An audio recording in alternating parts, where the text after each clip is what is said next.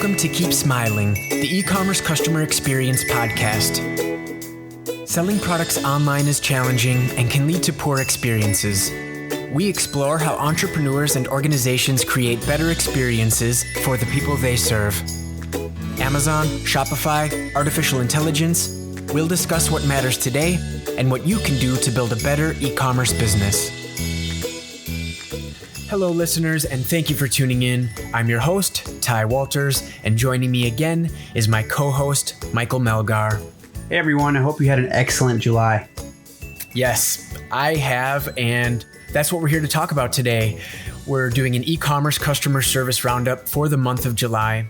This episode is going to include some of the most notable events and happenings in e-commerce customer service that pertain to our business and your business selling products online.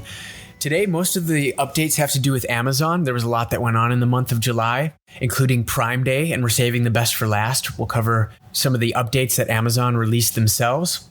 This is our third customer service roundup. We did a May roundup, that was episode 7, and we covered some of the biggest updates in June in episode 11. Our intention with these episodes is to cover a mix of the top events that happened during those months, as well as some other maybe notable social media comments, other things that we came across that we think would be very helpful to our listeners. And while today's episode is primarily focused on July, we are currently recording in August, so we're going to try to do these as timely as possible. But a lot of these updates are going to be things that will still have a good impact even in your current month of August. We're going to be covering a range of topics in all of these roundups that we're doing, but please do your own research. If you hear us talking about an interesting update that you think pertains to your business, don't take our word for it. Take it to the next level and follow through on anything that we cover today. Before we jump into some of the topics, we wanted to briefly review something that Michael and I had an opportunity to participate in. A company called Cascadia Seller Solutions. We're familiar with their founder, Rachel Johnson, formerly Rachel Greer. Rachel's a close friend before and after we started SellerSmile, and she invited us to do a 5-day customer service challenge where we examined one aspect of Amazon customer service for 5 days in a row. And actually the 5th day we covered beyond Amazon customer service. But it was a very good introduction to how we at SellerSmile think about customer service and breaking it down into the essential components, ending each day with a bite-sized challenge for those participating to go through and get some progress on their customer service, implement some changes, improve their processes, things like that. And Michael and I enjoyed that a lot. It was quite a challenge to present 5 days in a row, especially in the morning, and that's something we hadn't done before. Those recordings are available if you join one of Cascadia's courses. So inquire with them for more information if you're interested in taking a look at that. But here we want to recommend to take a look at their Facebook page. It's completely free. You'll have to request to join as a member. But it's in that Facebook page where Rachel periodically will go on and do live Q&As. And Rachel is perhaps the most knowledgeable person about Amazon that we know. She used to work there for a number of years. During our time on the series with her, there was a lot of times where she would chime in with some of the experiences that she had during her time at Amazon. Things like how much they would use like the terminal to run macros, for example, to run quick snippets. They use a lot of templates at Amazon. There was a lot of interesting insights she provided about some of that from her time there. Definitely worth checking out. It's, as Ty mentioned, it's on the Facebook group, The Former Amazonian's Guide to the Zon. Yeah, having her perspective on so many things regarding customer service is so helpful because her perspective on it is Amazon's perspective, and Amazon's perspective is super valuable because they've been doing it so long. They're doing it at perhaps the largest scale globally. And of course, we know they're customer obsessed. So anything that Amazon does regarding customer service is worth taking a good closer look at. Of course, there's stereotypes of how bad sometimes customer support at Amazon is. So I'm sure they're dealing with their own unique challenges, but valuable nonetheless to have that perspective of someone that has lived and breathed Amazon for so long. Yeah, definitely a lot to learn from, regardless of, how a lot of those experiences tend to pan out. So go to Facebook, take a look. The name of the group is The Former Amazonian's Guide to the Zon. We'll include a link to that in the show notes of this episode. The first topic that we wanted to cover in today's roundup was an update Amazon is sort of slowly releasing and rolling out in terms of how they deal with PII, which is personally identifiable information. Yeah, so to provide some context on this one, Ty, we actually debated a lot whether or not we wanted to talk on this today because there's so much information that has kind of been scattered around to different sellers or different software providers. We still think that it's worth mentioning because if some of these updates begin to roll out over the course of August, these will be really important things that will impact every Amazon seller. This comes from a recent Seller Labs article that they posted on August 7th, 2019. They posted about changes to Amazon's MWS API data that affects buyer-seller messaging. So that's the key there, the MWS API. MWS, what does that stand for again, Michael? Marketplace Web Services. Thank you. We're familiar with MWS as it pertains to how some of these software tools work that integrate with buyer-seller messaging is through an MWS API connection. That's how the information is communicated back and forth and what they use to send messages on your behalf to Amazon buyers proactively. So Amazon announcing these changes is directly impacting the way those tools are able to gather data from Amazon, or maybe which data is available, or how to deal with that data in a more secure way. And to add even more context to this is not something that wouldn't just affect Seller Labs. This is something that would affect any service provider that you most likely use for your Amazon account.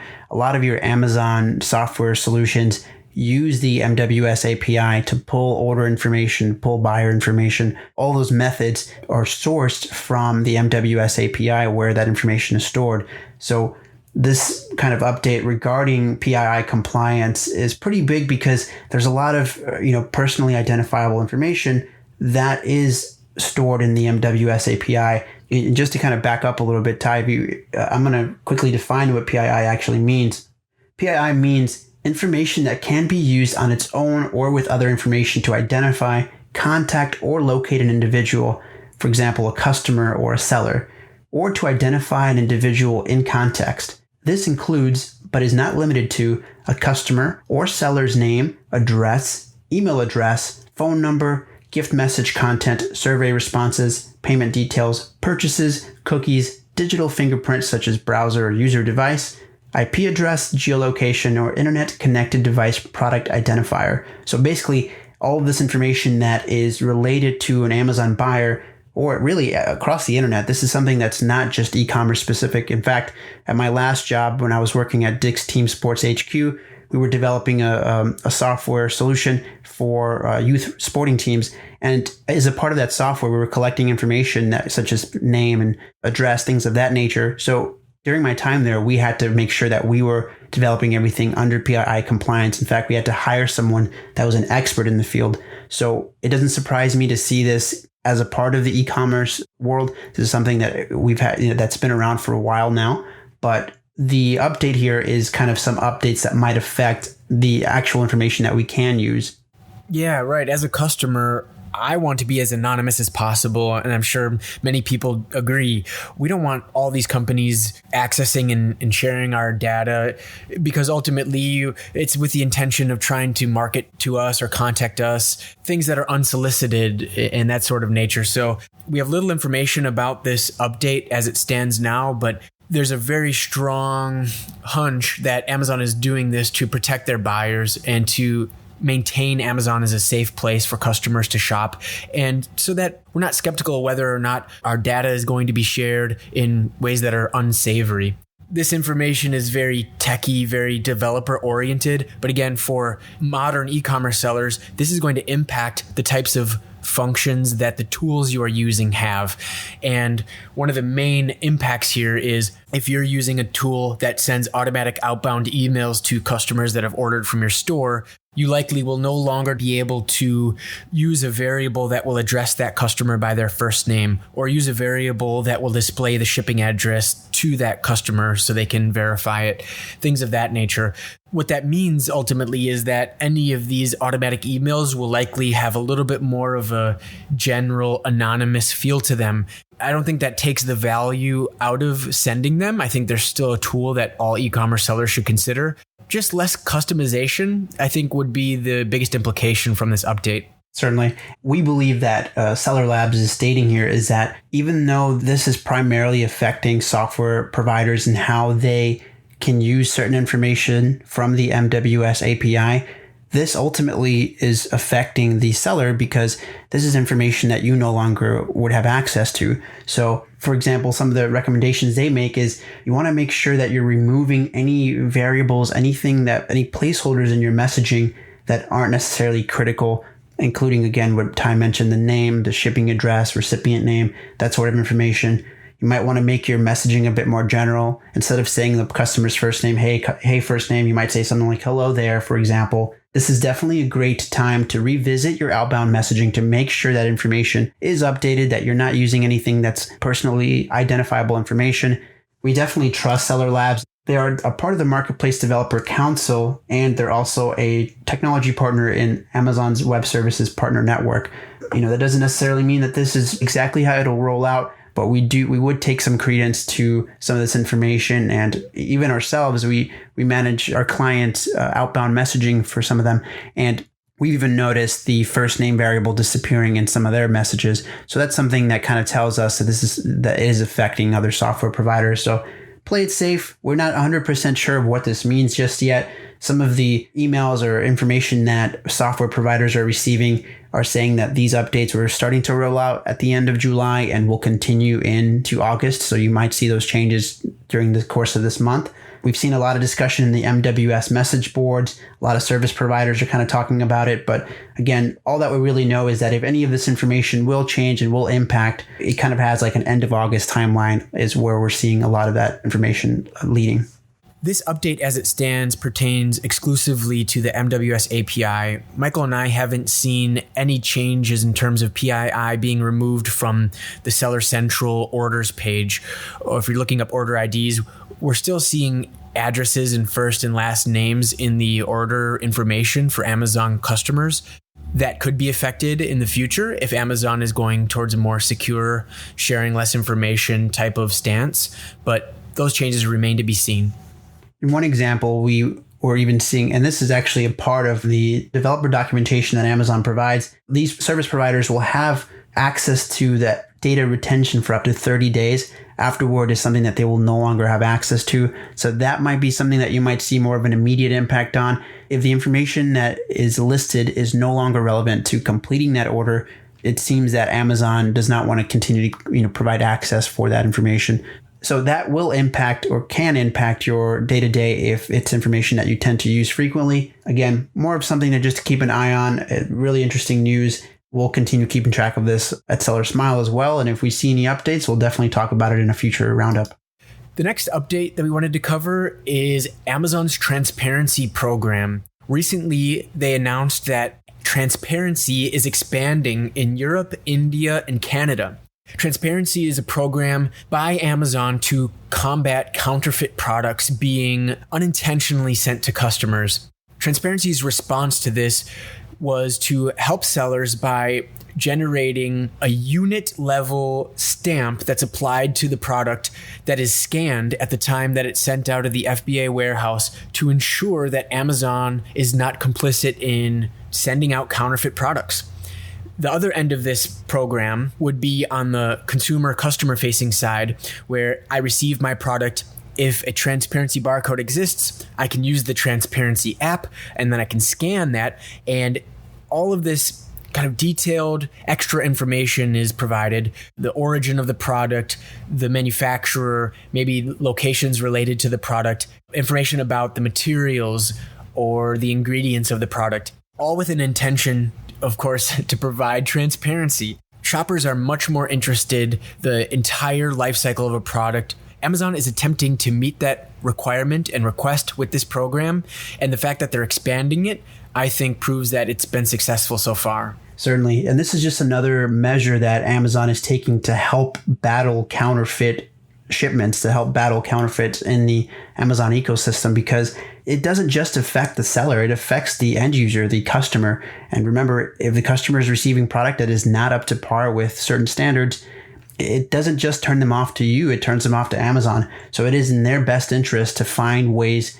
to facilitate this and to minimize how often this is a problem. So the way that we understand this works is that the transparency code is applied to each product, and FBA will only ship out product that does include the transparency code. So it might not necessarily have anything to do with listings or even brand registry. Those are still things that you still want to do to protect your brand. This is kind of an extra way for you to take a step further and make sure that you're battling counterfeit purchases by having the transparency code as a part of your product. We were even reading on some of the messaging boards. We've seen some experiences where sellers have had a counterfeit seller try to use the transparency codes themselves. So they tried to go through that process, so that can be kind of another challenge to solve. But this is a way for you to beat them to the punch and offer more protection up front. Yeah, counterfeit products are a problem, at least we've seen in certain product categories. Not all sellers that we know are dealing with counterfeit issues.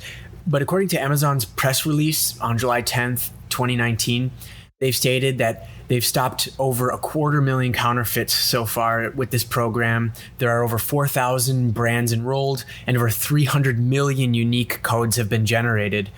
Amazon is indicating here that the success of the program has been outstanding so far. So how do you enroll? What's the next step? It appears that in order to participate in transparency, you need to be in the position of owning the intellectual property or the trademark of your brand. So if you're eligible for brand registry, or if you're already enrolled in brand registry, likely you're one step away from enrolling in transparency. To enroll in transparency, there are 3 requirements. Number 1, the ability to verify yourself as the brand owner for your products. Number 2, a global trade item number, such as a UPC or EAN barcode on your products. And 3, the ability to apply unique transparency codes on every unit you manufacture. As long as you meet those requirements, you're eligible for the program. So if you are a company or a brand that's struggling with counterfeits, or if you just like to proactively protect yourself, we strongly recommend looking into this program, and we'll include enrollment links for US and including the expanded territories in the show notes.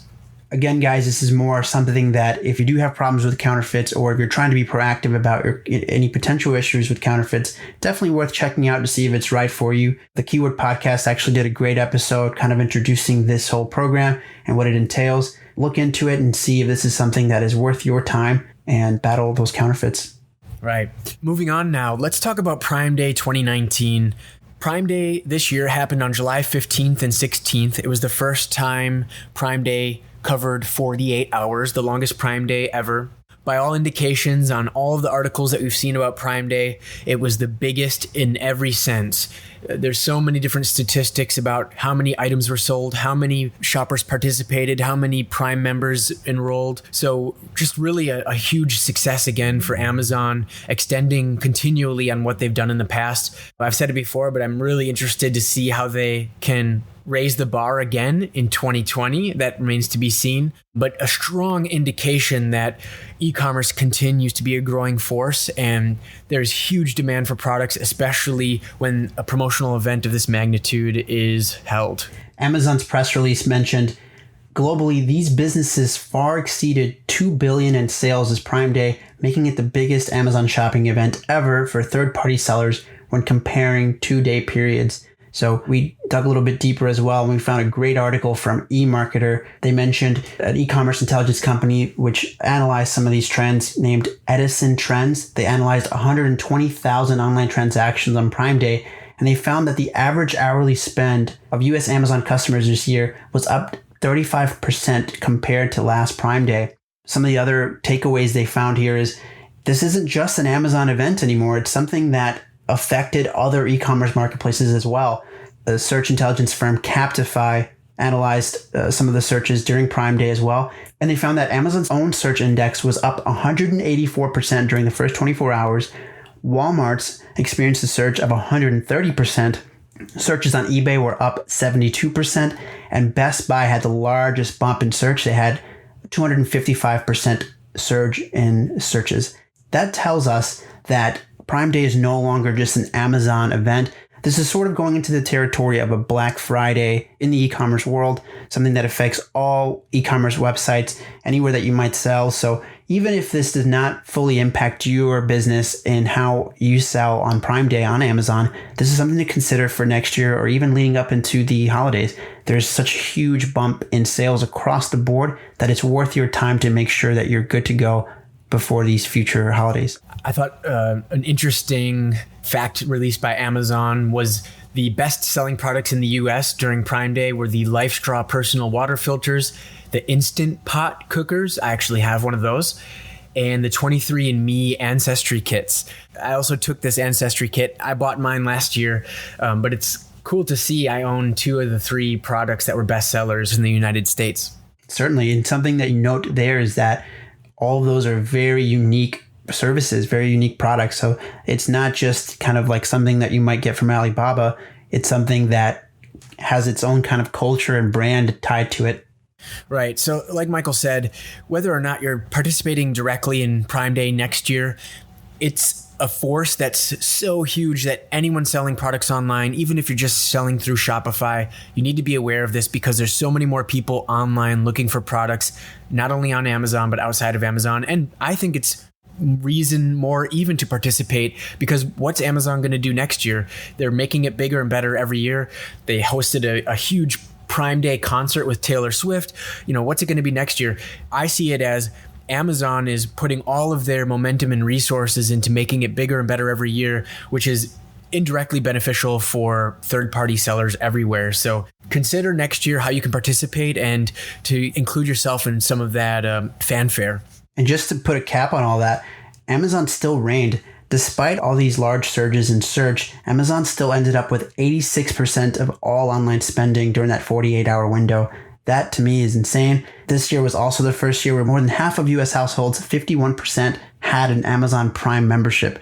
Yeah, quite an amazing time. Michael, I don't think we really saw a disruptive uptick in customer service tickets or conversations that were happening in SellerSmile. For the most part, those sales continued without a major influx of customer inquiries, which is a good thing for our customers. They weren't inundated with inquiries and no backlogs happened, or we were just able to keep up with that volume. Larger sales without a climb in customer service needs, that's a good sign, and kind of based on our sort of segment of the clients that we service, we see that as a positive. Hopefully that happened for you as well.